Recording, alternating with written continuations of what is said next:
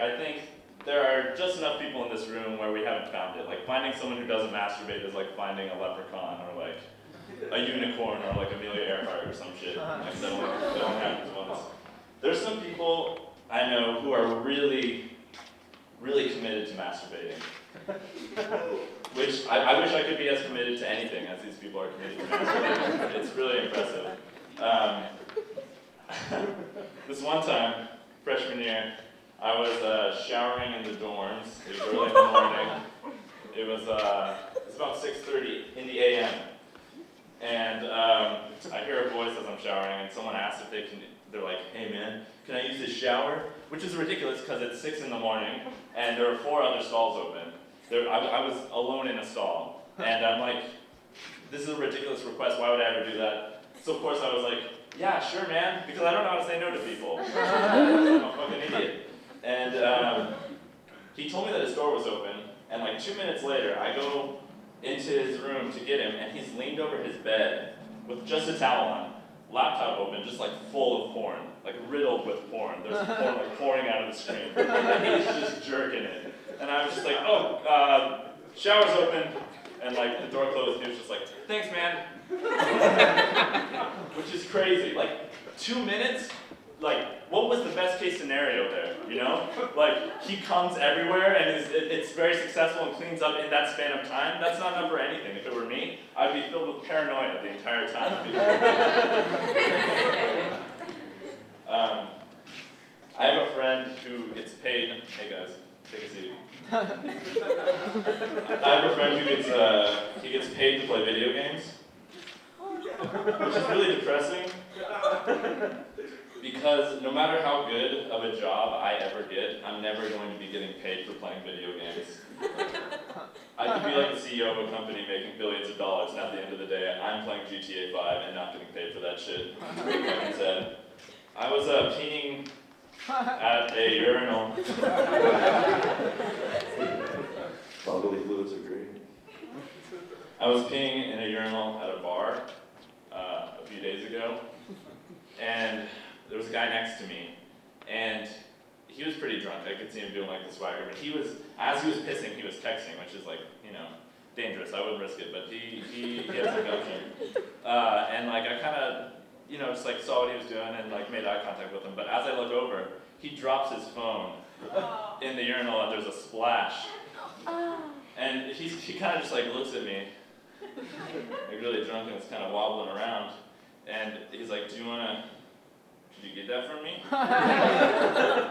And like what kind of like Greenpeace child rearing, like penguin nurturing person would I have to be like, yeah man, sure, I'll get your phone for you. So I did. Trevor's a great guy. We're friends now.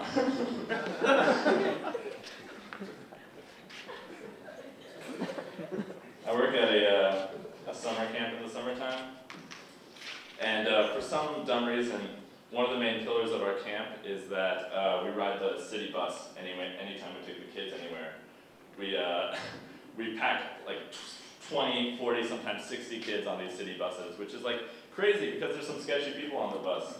And definitely the sketchiest guy was this one guy who, as we're getting on, he just started barking at my campers, just like as loud as he could, full volume. And they're terrified, and they're looking at me, because I'm clearly like the adult in this situation, and I'm equally as terrified, but I just didn't know what to do.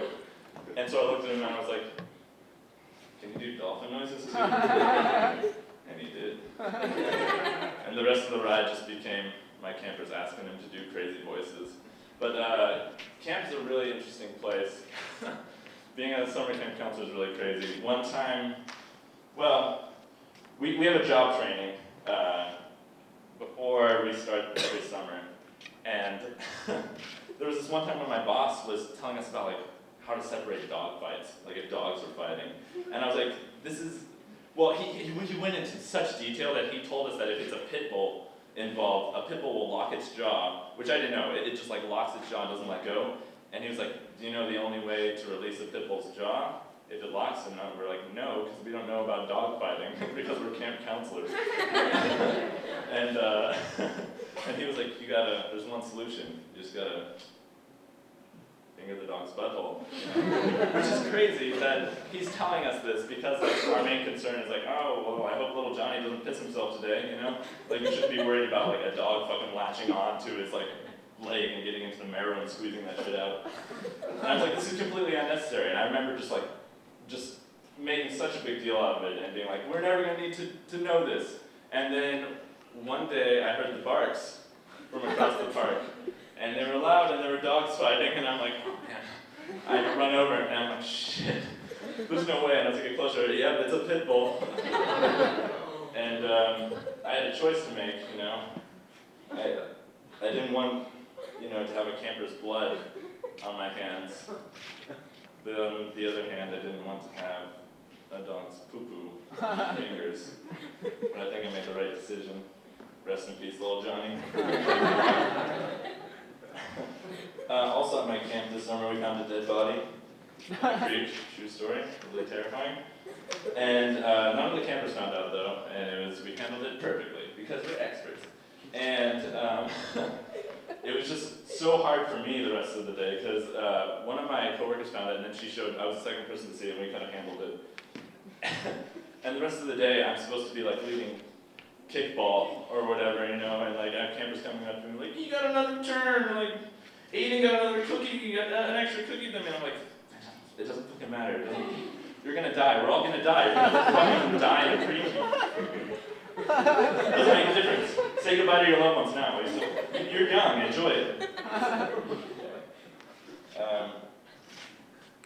There are a few things, very few things in this role that I say I think I would give everything for, you know?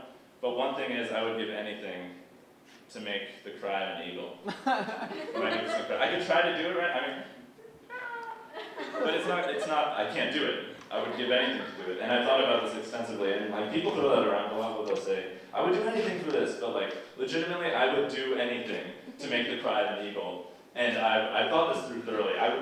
I would lick 1,000 fucking hairy buttholes. I would rend the shit out of those, no problem. I'd hit Princess Diana with a second car, go back in time and do that shit if I had to. I know, I don't want to. It's a curse, okay?